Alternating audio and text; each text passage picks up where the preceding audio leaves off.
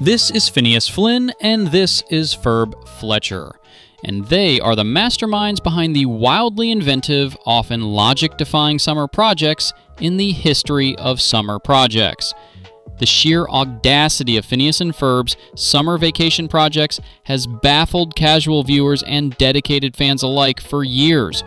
You'd think their parents would be bankrupt by now, or at least living in a tent made of repurposed rocket parts. But no. These pint-sized titans of invention just keep building bigger, bolder, and more budget-busting projects. Wow. Well, I guess we better get inside. Have you ever wondered where does the seemingly limitless funding for their elaborate inventions originate? How can two seemingly young boys consistently construct roller coasters, build robots, and even launch themselves into space with no apparent financial constraints? I can't take it anymore! The answer, my friend, is a carefully guarded secret, likely involving a potent mix of cartoon logic, questionable economics, large-scale corruption in town hall, negligence of IRS, and unpaid labor Ferb. We don't do this to compete, we do it for fun. And for the ladies. Diving even deeper into the delightful abyss of Phineas and Ferb financial absurdity, beyond the wisely invested roller coaster ticket money, which, let's be real, is the official story and thus the least funny, here are some other delightfully illogical and realistic, and by realistic I mean still completely absurd within our known reality, possibilities for how they fund their daily engineering marvels and their financial shenanigans. The mom used to be a pop star theory. Clearly, Linda Flynn Fletcher didn't just have a one-hit wonder. She must have secretly squirreled away a dragon's hoard of cash from I'm Lindana and I Want to Have Fun. This allows for a never-ending supply of petty cash for things like, antimatter and giant robots. What? See, Mom, I told you. But you never listened. Insurance fraud, but extreme. They don't mean to commit insurance fraud, of course. But when your roller coaster accidentally demolishes a perfectly good and heavily insured garden shed, or your giant robot just happens to trip and fall onto a priceless antique that was coincidentally scheduled for a massive payout, well, let's just say they've had a few fortunate accidents that kept the cash flow fluid. This is unbelievable! The Cookie Cartel.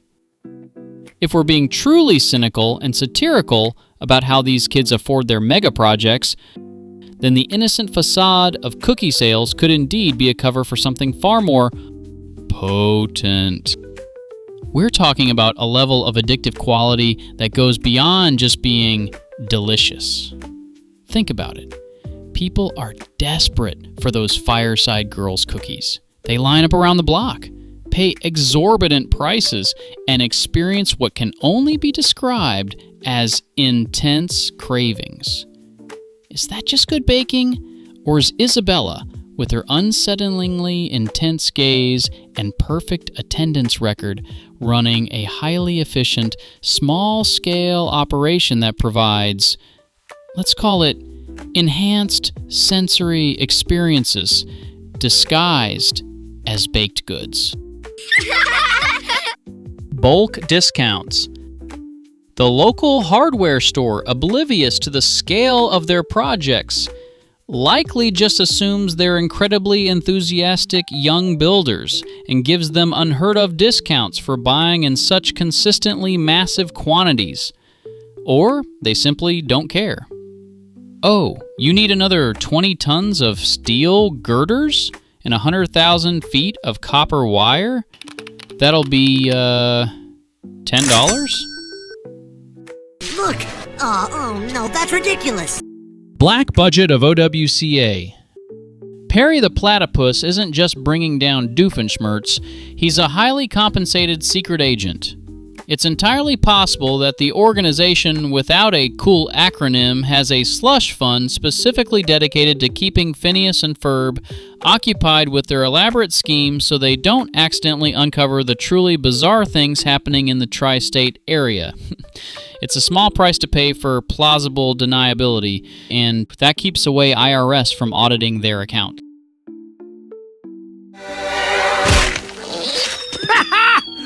Oh, Patty the Platypus, I can't believe you fell for that old fake window trick.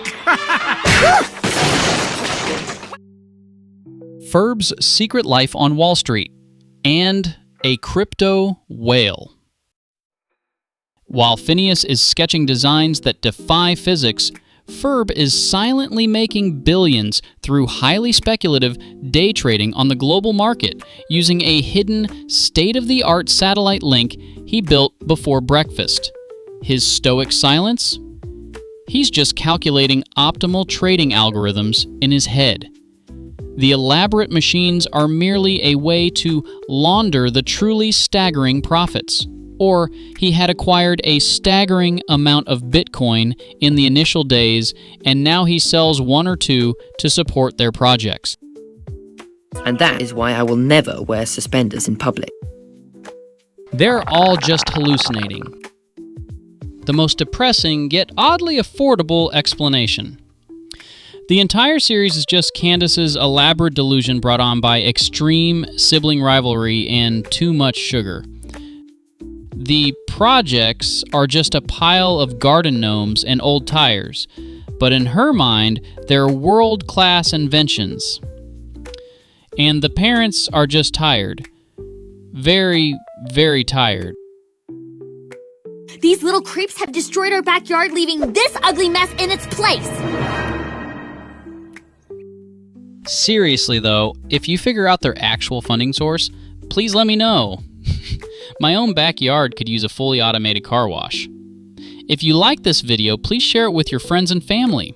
If you want the next part, please let me know, and I promise you, the second part we're going to be wild. Don't forget to like and subscribe to this channel. Now, if you'll excuse me, I have to go try and convince my landlord that a giant self-cleaning robot butler is essential home maintenance. Wish me luck.